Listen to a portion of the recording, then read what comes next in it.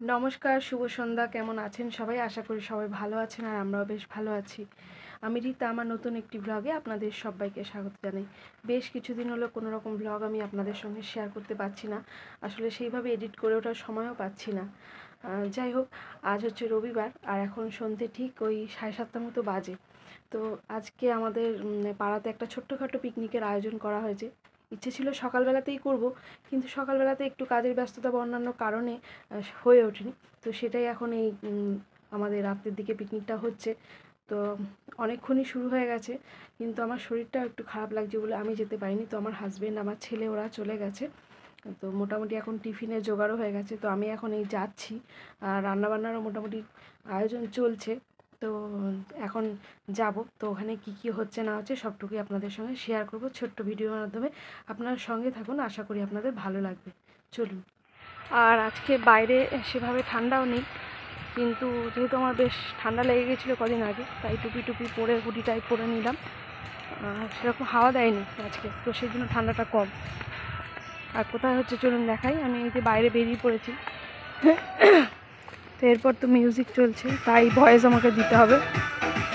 ওই যে সামনে যে বাঁশবাগানটা দেখা যাচ্ছে, তো ওখানেই পিকনিকের আয়োজন করা হচ্ছে। দিনের অন্যান্য সময় এদিকটা দিয়ে মাঝে মধ্যে হেঁটে গিয়েছি, কাছেই ভাটা। তো এইটা সেভাবে আপনাদের শেয়ার করা হয়নি। তো এই বাঁশবাগানের নিচেই আমাদের পিকনিক হচ্ছে। এই যে এখন টিফিনের আয়োজন চলছে, মুড়ি মাখা হয়ে গিয়েছে। তো মুড়ি আর সাথে হচ্ছে বেগুনি। তো এই দিয়ে হবে আমাদের এখন টিফিন। বাচ্চারা খেতে শুরু করে দিয়েছে। আর এখানে আছে এই পাড়ারই আর এক বউ আমার মতন, আর এটা হচ্ছে আমাদের পাড়ার, মানে এই যে যাদের বাড়িতে পিকনিক হচ্ছে ওই বাড়ির ভাগ্নি। আর এই যে মাংসটা ভাজা হয়ে গেছে। তো ভাজার পর যে একটা অনেকটা পরিমাণে জল বেরোয় না, তো সেখান থেকে মাংসটাকে এখন তুলে নেওয়া হচ্ছে।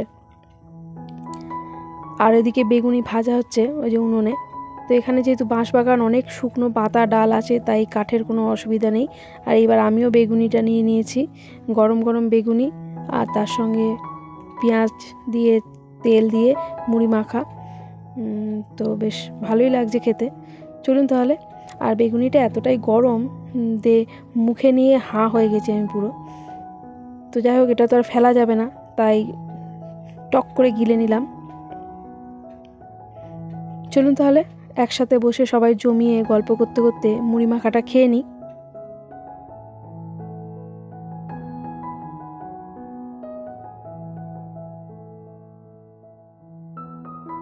মাংসে এত জল দেওয়া হয়েছে যে এখন সাঁতার কাটা যাবে, তোমার সাউন্ড কিছু শোনা যাবে না।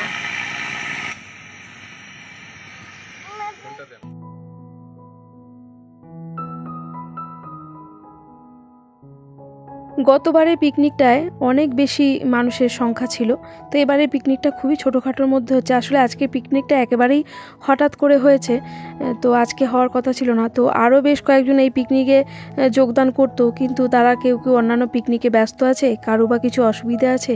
তো সেই কারণে আজকে পিকনিকটা বড়ই ছোটোখাটো করে হয়েছে। তো যাই হোক, অসুবিধে নেই, এতেই আমরা বেশ ভালো এনজয় করেছি। পরে আবার কোনো এক সময় হবে।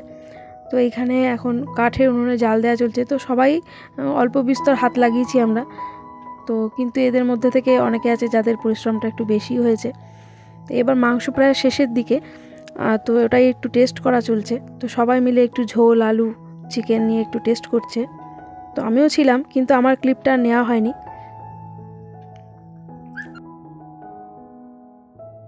আর সবশেষে টেস্ট করছে আমার ছেলে, তো ওকে একটু চিকেন তুলে দেওয়া হয়েছে। আর এখন মাংস একদম কমপ্লিট। তো এটাকে এখন নামিয়ে একটা পাত্রের মধ্যে ঢেলে নেওয়া হবে। তো প্রচণ্ডই গরম। তো হাজব্যান্ডকে বললাম তাহলে দাঁড়াও, আমি আস্তে আস্তে করে হাতা দিয়ে এটাকে অল্প অল্প করে নামিয়ে নিই, তাহলে ঢালতে সুবিধা হবে। তো অল্প কিছু ঢালার পর দেখলাম হাজব্যান্ড নিজেই বললো দাঁড়াও, আমি পুরোটাই গামলার মধ্যে দিয়ে দিচ্ছি। তো এই যে পুরোটাই ঢেলে দিল। তো এটাকে এখন ঢেকে রাখতে হবে, কেননা এখনও ভাত হবে, চাটনি হবে, পাঁপড় ভাজা হবে, তো অনেকটাই সময় লাগবে হতে। তো চলুন, মাংসটা তো হয়ে গেছে। তো এখানে ভাতের হাঁড়িও বসিয়ে দেওয়া হয়েছে, কারণ বেশি রাত করা যাবে না, ছোটো ছোটো বাচ্চারাও রয়েছে, ওদের ঘুমও পেয়ে যাবে, খিদেও পেয়ে যাবে। আর এখানে হাজব্যান্ড করছে চাটনির জন্য জোগাড়, মানে আমসত্ত্ব, খেজুর, কিশমিশ, টমেটো দিয়ে চাটনিটা হবে, তো ওটাই এখন জোগাড় করছে। তো তবে গত বছরে যে পিকনিকটা হয়েছিল এইখানেই হয়েছিল দিনের বেলাতে, তাতে আমরা আরও অনেক বেশি মজা করেছিলাম, কারণ লোক সংখ্যাও অনেক বেশি ছিল।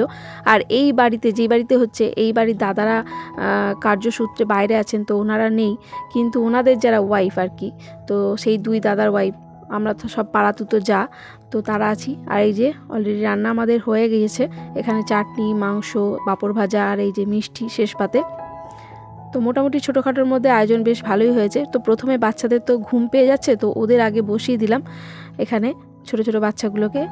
আমার ছেলে আছে, তারপরে এই বাড়ির 2-3টে বাচ্চা আছে, ওদেরকে আগে দিয়ে দিলাম, তারপরে আমরা বড়রা আস্তে আস্তে খেতে বসবো। আর এই চিকেন দিতে গিয়ে হচ্ছে মহা মুশকিল। কেউ বলছে আমি লেগ পিস খাবো, কেউ বলছে আমি সলিড খাবো না, কেউ বলছে আমাকে হাড় দেখে মাংস দাও। এই নিয়েই হচ্ছে। যে যার পছন্দ মতো মাংস তো তুলে নিয়েছে, যে যেটা বলেছে তাকে সেটা দিয়েছি, কিন্তু অবশেষে গিয়ে দেখা গেল ভাতও কারো ওঠেনি, আবার মাংসও পাতে পড়ে রয়েছে। তো যাই হোক, বাচ্চাদের যেটা হয় আর কি। তো এইভাবেই আমাদের পিকনিকটা বেশ ভালোই চলছে, আর বেশ ভালো, মোটামুটি ছোটোর মধ্যে আনন্দও হয়েছে। কেমন হয়েছে রান্না? ভালো হয়েছে, আচ্ছা ঠিক আছে। তো বাচ্চাদের খাওয়া মোটামুটি হয়ে এসেছে। এখন এই যে শেষ পাতে পাঁপড় ভাজা, চাটনি, মিষ্টি এগুলো পড়ছে। এটা হলেই তারপরে আমাদের বড়রা বসে পড়বো, কারণ এই সময় প্রায় হয়তো 9:30 কি 10:45 মতো বেজে গিয়েছে। তো খুব জোরে এদিকে গানটা বাজছিল, মানে আমাদের বাড়ির থেকে 2টো বক্স নিয়ে যাওয়া হয়েছে, কারণ পিকনিকে একটু গান বাজনা না হলে পিকনিকটা ঠিক জমে ওঠে না। তো মাঝে মধ্যে একটু নেচেও নিয়েছিলাম, সেগুলো আর ভিডিও ক্লিপ নেওয়া হয়নি।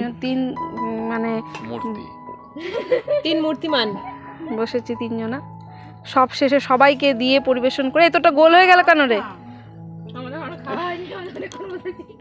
শেষ, যে যার পোটলা পুটলি নিয়ে বাড়ি যাচ্ছে।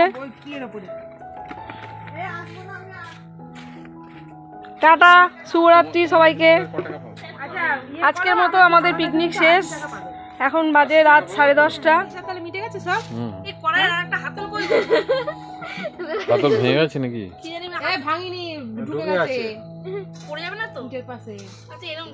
একদিকে ধরলে হবে না। শুভরাত্রি সবাইকে। এই যে আমাদের বাসন কোসন নিয়ে এবার আমি চললাম, হয়ে গেছে। টাটা, চলো বন্ধ করে দাও।